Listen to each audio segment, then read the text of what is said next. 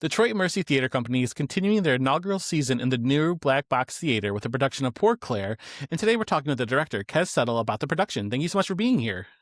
Hi, thank you for having me. So your opening night is quickly approaching. How are you currently feeling about the show almost arriving? Very excited, actually. I'm very proud of the work that the students have been doing and telling this amazing story, and we're ready for an audience. And I'm very excited for opening night, which is just a few days away. Is that always the hardest part right about now? Is like kind of waiting for the audience now to get the show in front of them and kind of see what happens? Yes, yes. I mean, it's a good place to be in. We're in a really great spot. You get to a point where you just really need an audience, and to just round out the production because they're very much a part of the storytelling as well. And the students have been working very hard. We have a guest artist as well as a part of our cast, and everybody has just been doing tremendous work and digging into the story, bringing it to life. And this is the final stretch where we're layering in the rest of the elements, like costumes actually, and wrapping up some of this final touches of the set. And we'll be ready to go Friday night. Kind of finally seeing all the pieces come together. Yes, it's very exciting. Mary Liz is our costume designer, and she's just done a fantastic job with the costumes. And I'm really looking forward to seeing.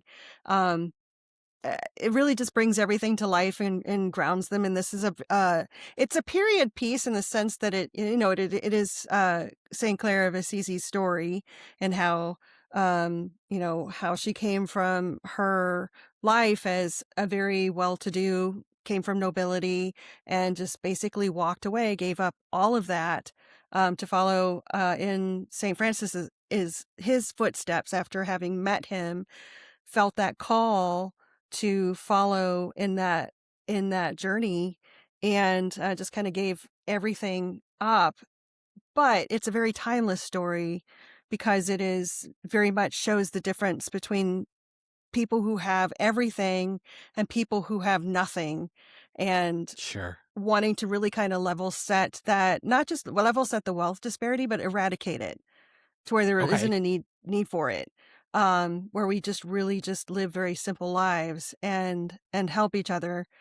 But it's a timeless tale. So one of the things that I wanted to really kind of emphasize in this story is the fact that it is ageless. It may have started with Claire, it actually even preceded hers in terms of like situational Okay. circumstances, but as far as like Claire's journey, it started 800 years ago, but it's still very relevant today. So you could take any one of these characters and their journey in the telling of the story and put them in any century, and it's relevant. And so a lot of the themes are kind of blending in contemporary with the medieval times, from the sound, the set, the costuming, and even the script itself. I mean, it's told with very much humor, elements of humor, and just humanity. So we're not putting these people up on a pedestal. We're actually really kind of seeing them at their most fundamental human side of them, even the fears that they faced and overcame in order to follow the calling that they had to pursue this life, and have other people go on that journey with them. Sure. Were you familiar with Yeah. the story prior to directing it? I wasn't. I mean, I'd heard of St. Clare of Assisi. I've heard of St. Francis of Assisi, but I really didn't know their stories until this play, and actually didn't really know a whole lot about St. Francis of Assisi and just how, I mean, not St. Francis, but St. Clare of Assisi, and just how she became to be who she was. And like, even like, 800 years later, we know who she is. And I'm also I am a history person. So it really, this play really resonated with the history nerd in me, and spent a lot of time doing research, and putting a research packet together was actually one of the first things that I did, and worked with the actors as well, as just kind of going through and just understanding who these people were in that time, like what was going on around them in the world around them. I mean, they were right in the midst, in between wars, um, with the Crusades, and also just the infighting that was happening in the other cities just outside of Assisi. They were at war with Sure. each other as well, and just really understanding what that meant for the life that they were facing, what kind of life that they had, and the conflicts around them, what really mattered to them at that in that period in time, and and who Francis was in his history, because he was a war veteran. He fought in the wars against the other towns and was actually uh, captured and Oh, released. wow. So Okay. he himself was a war veteran. He was also from nobility. He was a son of a silk merchant, and he made the choice to walk away from that lifestyle. And he had heard God's calling in a church, because when he came back from fighting in the war, he was a war veteran, but really didn't have any other means. And so he was just kind of like living a vagabond lifestyle. And he was in the church and heard God called to restore the church. And he did. And so Damiano, which is actually where he puts Claire, to when she follows him, so that she has a place that is her own apart from like where he was. Because he continued to restore other churches, and there she is, ended up having other women join her in her mission, and they became the Poor Ladies. And then after she passed, a couple years after she passed, she was canonized by the Pope, and then the what we now know as the Poor Clares order was officially recognized by the Pope and became an official order. So There's a lot of it's history an for you to amazing like. journey. Yeah. It's a lot to mine. And that's why I think if it resonates with other people who see this from a history standpoint, they're going to be Googling probably quite a bit after, just like, wow, I didn't know Sure. that, and really wanting to dig deeper. But like I said, this is also a very funny story. Even after, I mean, I've seen this many times and I've read the script many times, and I still laugh when I'm watching the cast and when they're working, because there are some very humorous elements in the story. Like I said, it's very human. I think it's going to connect with people on multiple levels. And Sure. another resounding theme in the play isn't just about like eradicating wealth, that disparity, and like living a more simplistic lifestyle. I think one of the big takeaways is really, it's okay to be afraid, but do it anyway. Like Okay. working past your fears, because you see that human side of both Claire and Francis in the play. It comes out, and they still do it. They still follow their mission. They follow their calling, but they're not like completely fearless.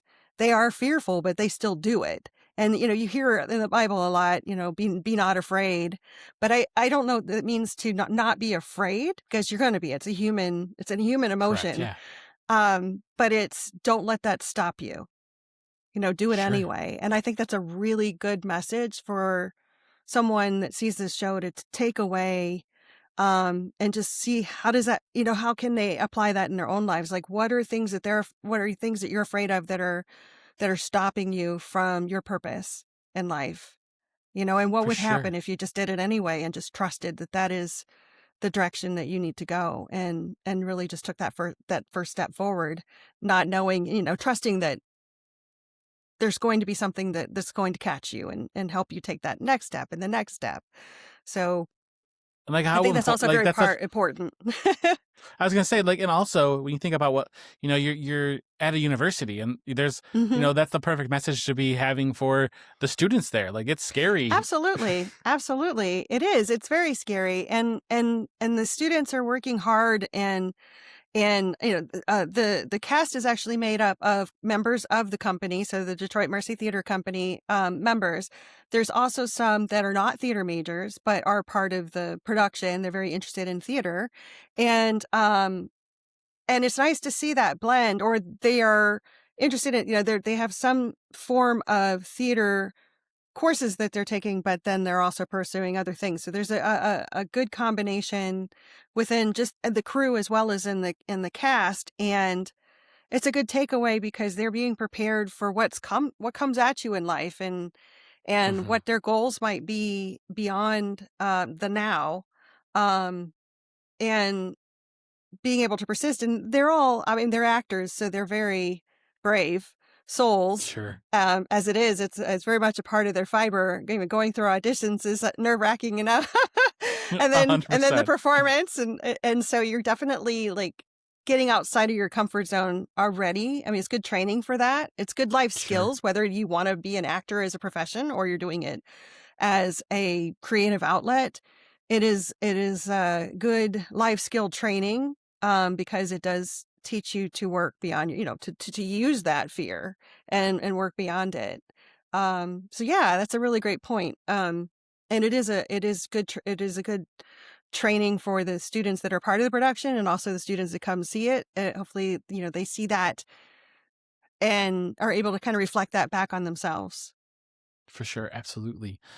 When you're approaching a story to direct a story that is centered on a female spiritual authority in a Mhm. historically male-dominated structure, like what is your approach to that? Like, how do you go about storytelling that story?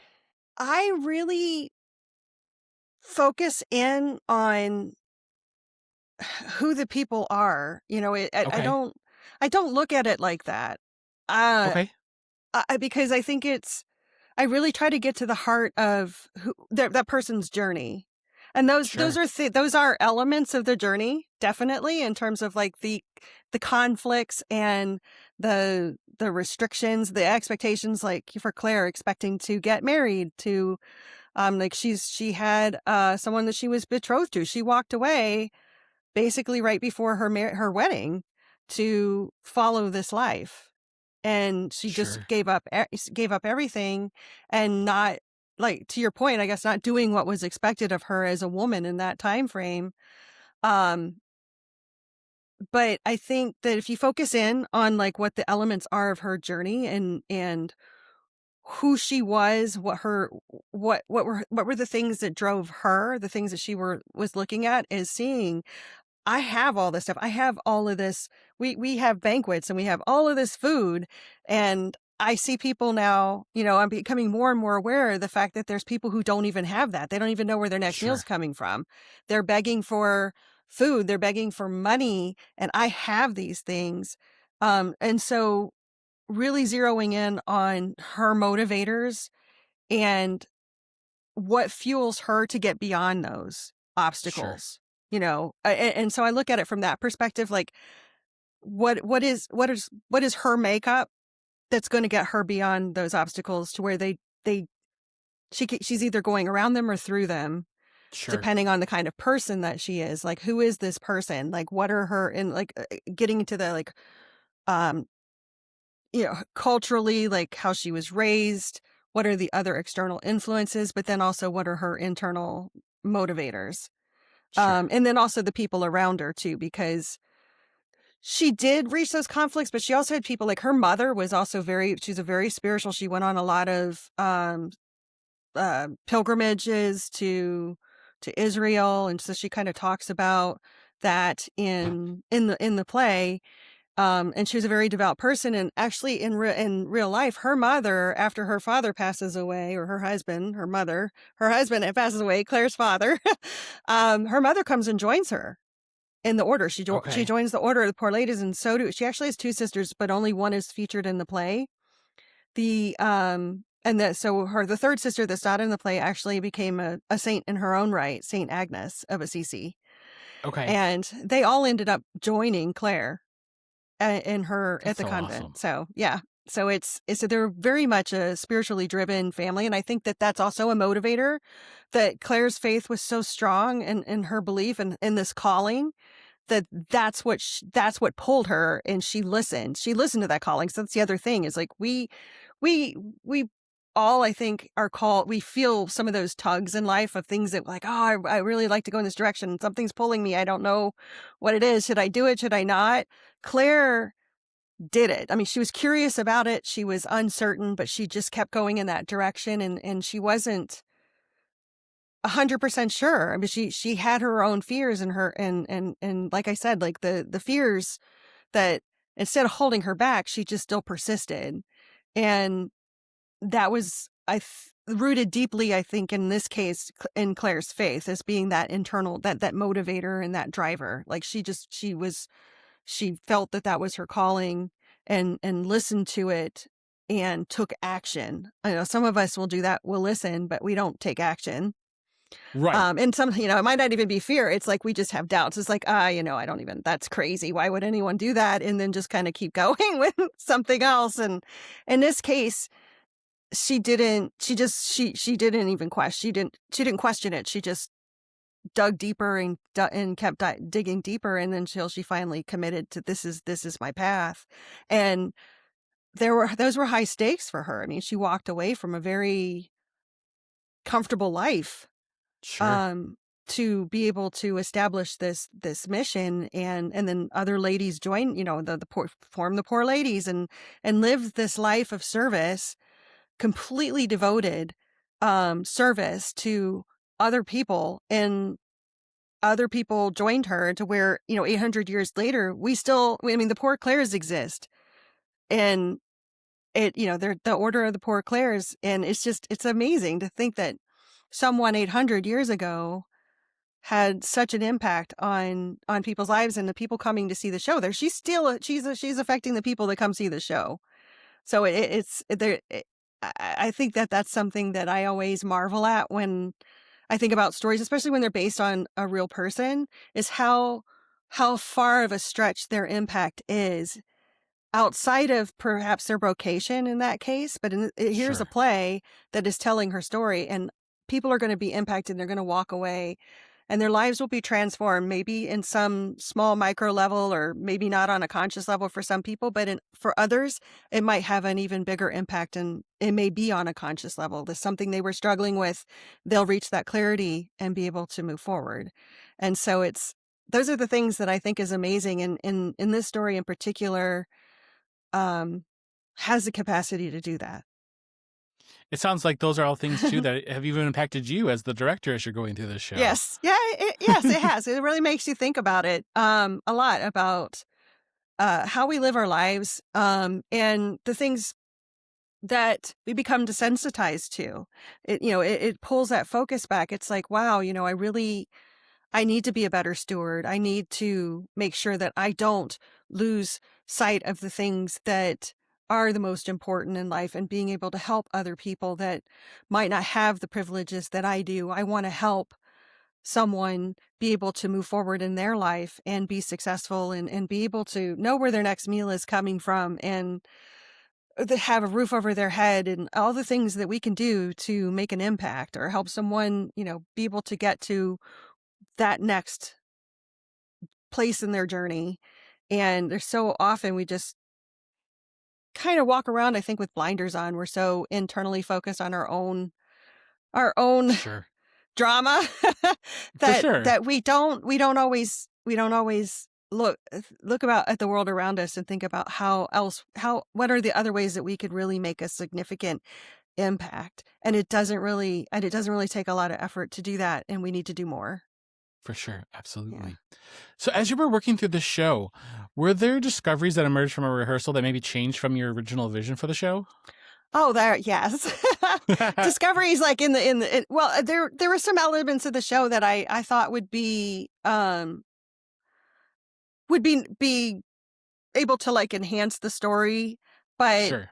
um but I have an awesome crew. They're all incredibly talented, and they basically talk some sense into me and help me realize that sometimes a simpler approach makes, like, the story stands on its own, and sometimes Right. underscoring it with a more something a little bit more simplistic is also a way to you have strength in the simplicity, Sure. versus, Absolutely. like, the direction that I had thought about going with it.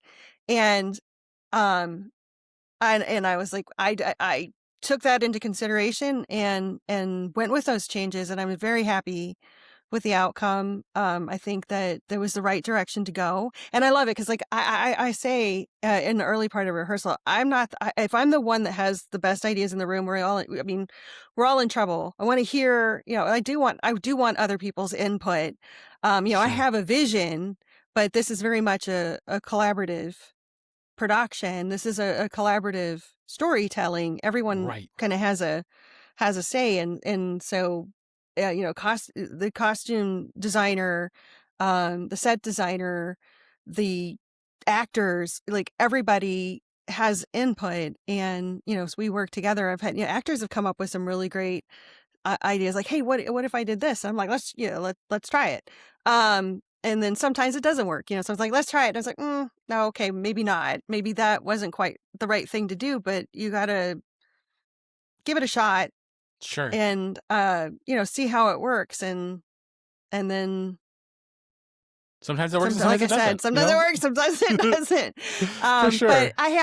but I have had some ideas that didn't make it to the final production, and I'm okay with that. I am 100% okay with that. I think it was wonderful that to have had that input and to have gone in that direction. And it's certain, like, I'm for whatever is going to serve the story Sure. at the ultimately in the best possible way that we can serve the story for this production. And so I'm really grateful that I have a team that felt like they could step up and offer up those suggestions that were a little different, but still serve the overall the overall vision for the production. Like, it didn't compromise, and it further served the vision of the production. So For sure. I'm excited about that. Has directing Poor Clare influenced the way maybe you think about theater or storytelling overall? It's a great question. Not, I can't say that it did. I think it maybe further affirmed um Sure. my point of view, in that the set, as an example, like for this show, is very minimalistic. It's very open concept, Sure. but gives like a sense of location versus like having a full set, um because I wanted that more ethereal, could be any place in time, but gives a hint of um kind of approach to the set Sure. design, which served the story, because because of the theme of it kind of having that contemporary pull, but being set in medieval times. So it served for me that it's okay to have to taking that simpler approach, even though, like I said, like Sure. I did have some ideas like that didn't quite fully make it. They were probably a little bit bigger than what I was thinking would kind of serve a more simpler storytelling approach. Um, so reining me back into that and reaffirming that, yes, it is okay to have a more minimalistic approach. It doesn't detract from the story. In some cases, it makes it stronger. Sure. And in some cases, if the connections between the actors, or in the characters, in this case, like the actors and the characters, like on stage, it's really about the connection that they have, and they're telling the story. And if they have those connections, you don't really need all of the other things. Like, they're going to forget that they don't see an actual castle behind them, because it's about these two people or six people or however many are on in that scene that are connecting, making those human connections with one another, and telling that story and living For and sure. breathing that story. And so I think it really affirms for me that that is the most it's the most compelling part of theater, is when you see everyone connecting and having those relationships on stage. Everything else needs to serve the story, and not take away from that. For sure. Then one final question for you is just, what are you hoping audiences take away from this production of Poor Clare? um I hope they walk away feeling inspired. This is Okay. a very inspiring story. I mean, whatever that means to them, because I think everyone, like I said, they're going to connect to it on different levels.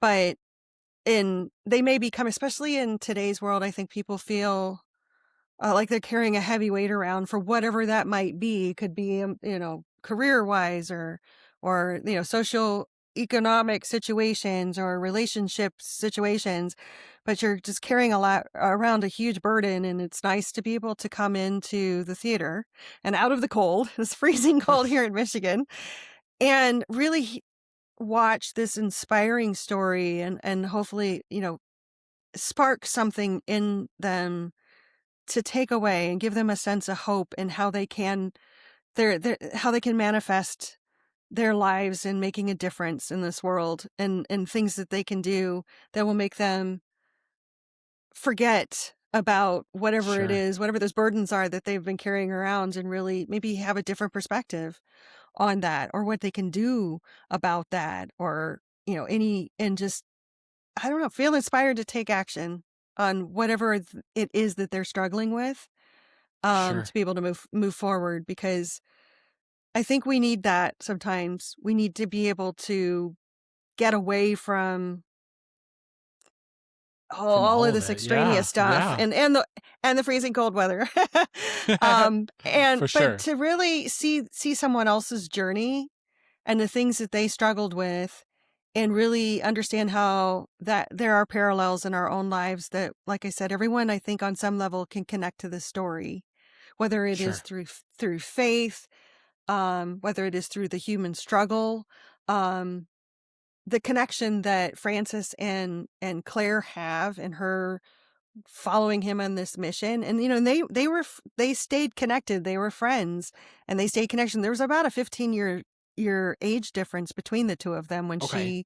she was around 17 years old, I believe, like her late teens at the time that she met him, and he was in his 30s.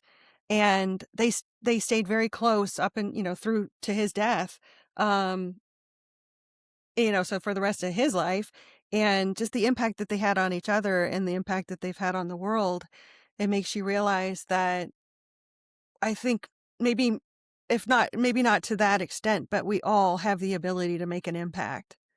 And we all make a difference. We can all make a difference. We all make a difference. It's our existence. We're here for a purpose. And I want people to see this show and feel inspired, and be able to go out into the world, and you know, take the action that they feel is their next best step in manifesting that purpose.